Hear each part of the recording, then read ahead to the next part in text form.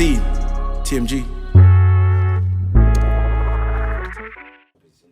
Talking about lineal champs, Jack Taylor. He's holding 4 belts. Josh Taylor. Josh Taylor, Jack Taylor.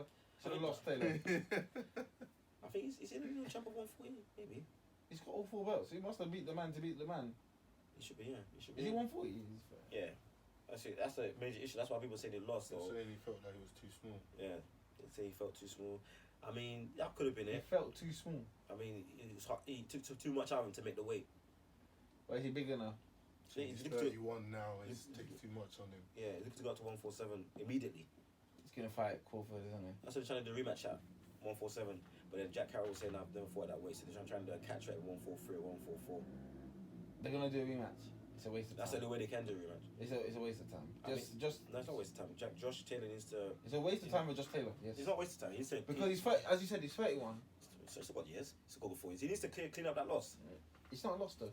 No, on his resume. It's not lost. He needs to clean up the indecision, obviously. It's not lost. He needs to clean up the indecision, as you said. When a fight is indecisive, you should go back and deal with the issue that you've had at hand. Because if you don't, that's going to be in your resume forever. That's what Floyd done so well. All his close bouts, he went back. Medana and Castillo specifically.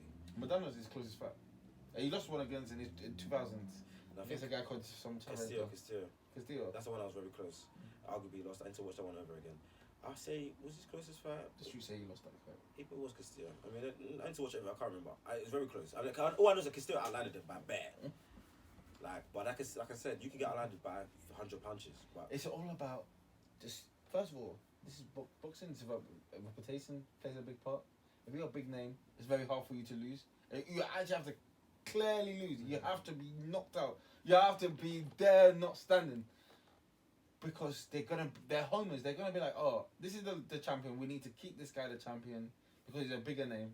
It takes a lot for you to lose. Also, what was it? It was a UK fight. I'm hoping I have the UK advantage. Not really much, but and you have to go out on a high. And Catterall didn't really go out on a high. Like Taylor was getting into the fight. It was okay at the ending. It was just like. I mean, ideally, that's what Usyk did to AJ. He started strong and he finished strong. And if you start strong, finish strong, you usually, because that's the stuff people remember, the start and the finish. People don't really remember the middle rounds unless it's a knockdown, which is so unfortunate for Jack Catterall, because he knocked him down in the 8th round. And we've got a point deducted, so that cancels that out. I mean, I scored a fight 114, 111 to Catterall. It could have been 115, 110. It could have been 113, 112. But more time I scored 114, 111. I mean, there were a couple of swing rounds.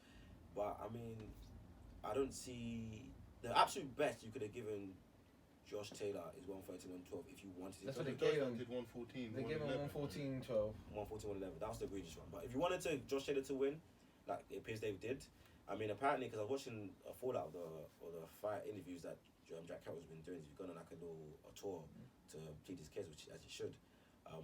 What he was saying, apparently, when he got allocated tickets, he didn't have his name on it. He just said, "Welcome to the Josh Taylor show." So that tells me that the fix was in from the get-go. Of course it's a fix.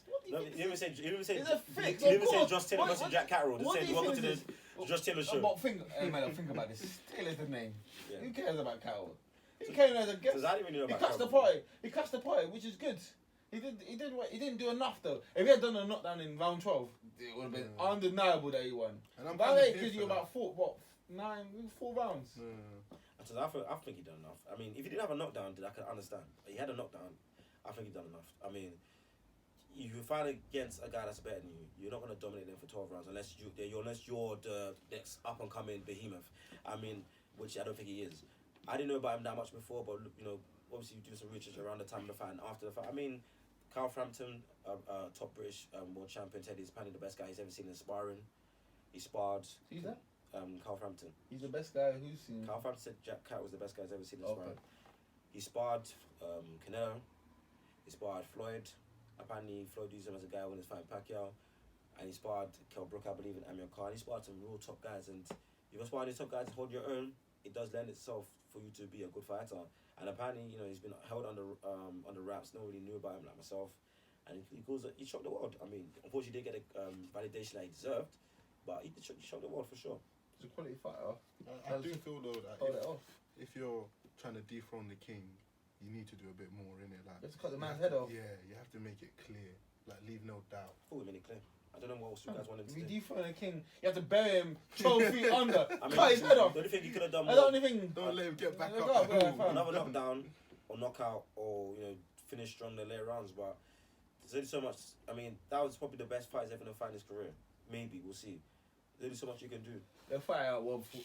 If has someone like Josh Taylor undefeated, people saying the next up, people saying he's the best British boxer, pound for pound, top 10. I mean, if you're as talented as Jack Catterall is, which it doesn't say he seem, was the best. it doesn't seem On he's, his podcast, sentiment about him being the best as well. well, there you go. It doesn't seem he's an extra level special boxer. He seems like he's a very good boxer. It doesn't seem like he's gonna be one of the best in his generation. That's what I'm trying to say. I mean, that's his best ever now. I mean, what would you want a guy to do? I mean, if it's someone like Shakur Stevenson, then yeah, maybe I could expect him to knock him out, or flipping Tank Davis, or maybe obviously a younger Crawford and stuff like guys. Errol Spencer, guys I expect to be potentially, you know, generational fighters. I don't expect Jack Catterall to be a generational fighter. Devontae's not a generation. Did you mention him? I don't know, but his power is, who knows? So we have to see. I could knock him. I think I couldn't knock him. I couldn't knock him. I'm too big. He gives you one punch in the body. I'm too big. You're for him, throwing up, bro. I'm too big for him, but You know. he's got a lot of questionable fights. He does, and he's gonna fight Rolly again apparently. So that's gonna be a question. But it's nonetheless, if He's he gives, fighting Rolly. it looks like they're gonna fight Rolly. The one he's supposed to do instead of the Isaac Cruz, I believe, which is gonna be a nonsense fight. But anyways, the build up will be great. But yeah, if Javante gives you a punch to the body, bro, you're throwing up, bro. Well, How about Shakur Stevenson? why? You think can beat Javante? I think he's the best fighter of this generation. Was gonna end up being, yeah. Shakur Stevenson. He's gonna end up being the best. Better than Lomachenko. They're different generations. How old is he? He's our age, like 23, 24, maybe 22. Could he beat Lomachenko right now? Probably, yeah. You sure? He can. He's better. It's gonna end up being better than Tifimo. It's gonna be better than Haney. Probably better than Tank.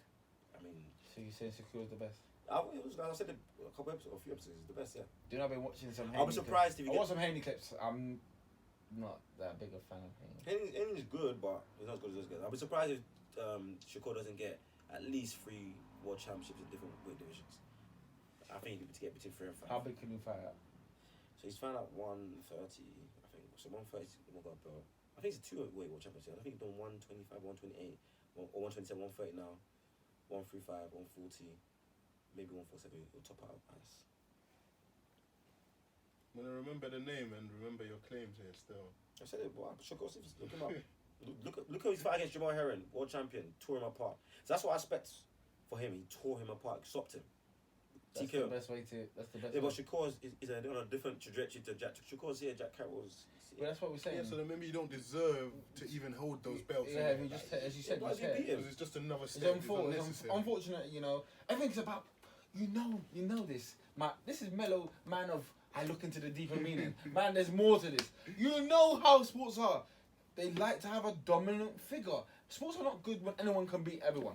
It's not good. It doesn't make a good spectacle. It doesn't make a good sport. Yeah, You need a force. Yeah, that is true. You need a dominant force. Yeah, You need an underdog, all that sort of stuff. Jack Catterall beat him convincingly. At the end of the day, you know basketball. You watch basketball. Yeah. When was basketball as big as in the last decade? When Golden State Yeah. was the Golden State beating everyone. You'd think that no one wants to watch, but that's what made everyone want to watch. Premier League is a behemoth right now. There's just 2 dominant teams, and then a load of, you know, 2.5. 2.5. Say a half. They chose in the half. That's What? Jesse. There's still, we thought there was 3 at the beginning of the team. We were saying 3. So it's even a third way for the season. I thought Chelsea were going to run away with it. But at the time when I said Chelsea not even conceding, I was like, oh, these men are clear. And all of a sudden, And Chilwell got injured and the attack fell apart. That Mourinho once said 2 grown horses and just a baby horse. yeah, the but baby still. horse right now.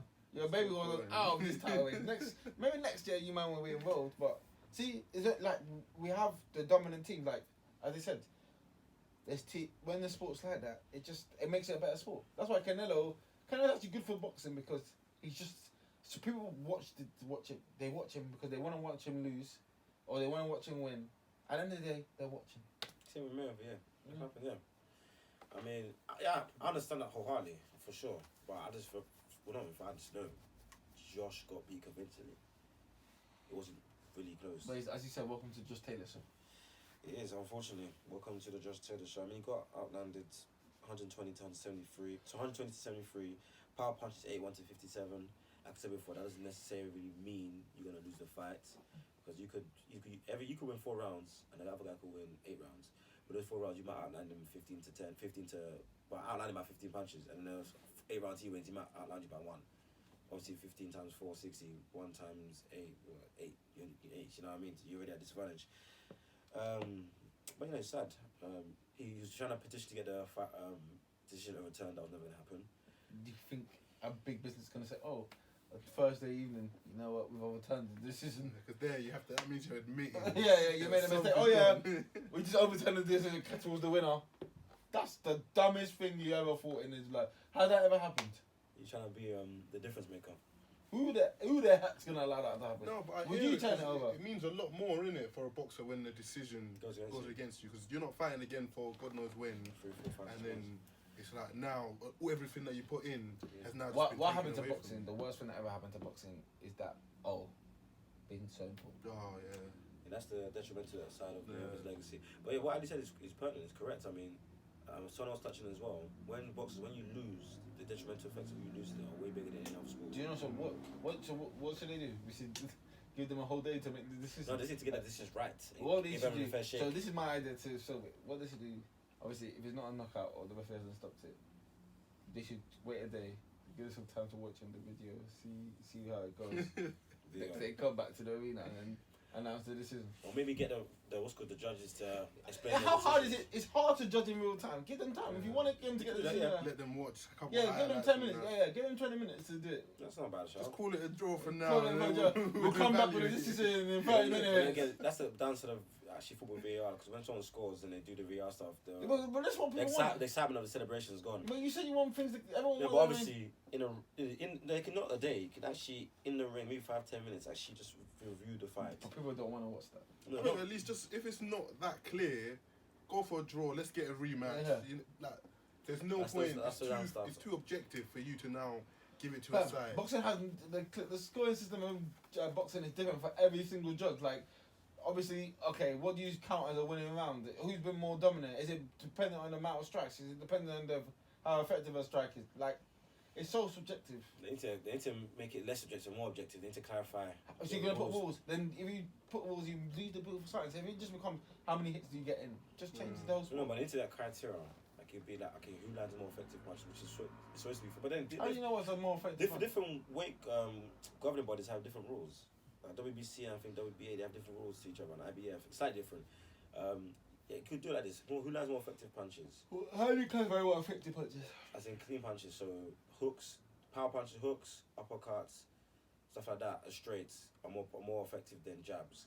You know, because they're power punches, jabs are not power punches. Yeah, but how would you balance 15 landed jabs to 3 power punches?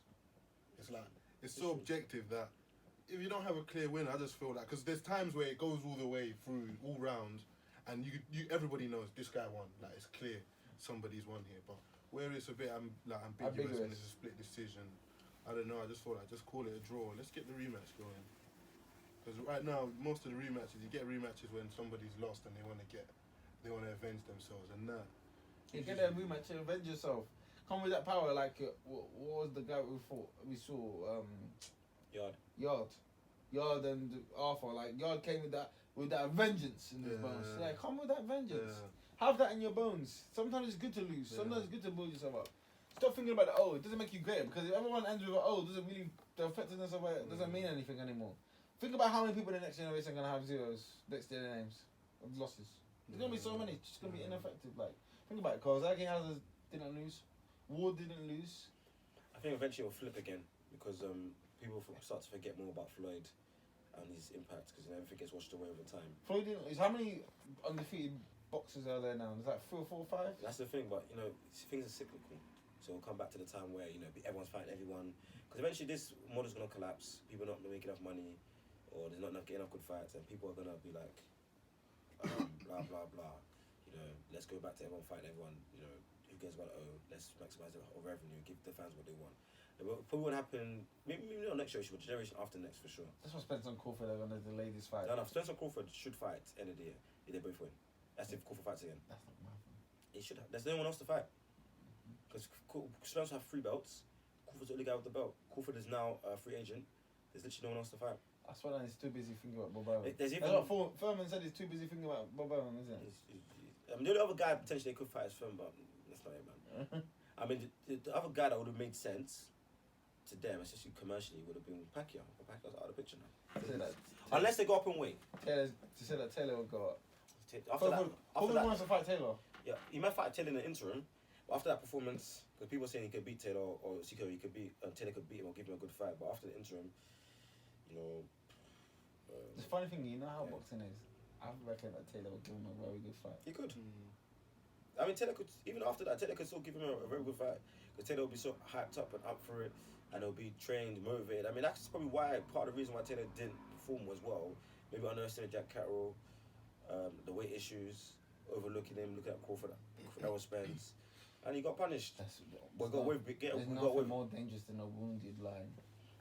I mean, yeah, so he comes back, he'll be more focused than ever. Against a Crawford 170, he'll do well. But yeah, I mean, we'll see what boxing goes and what we do with boxing.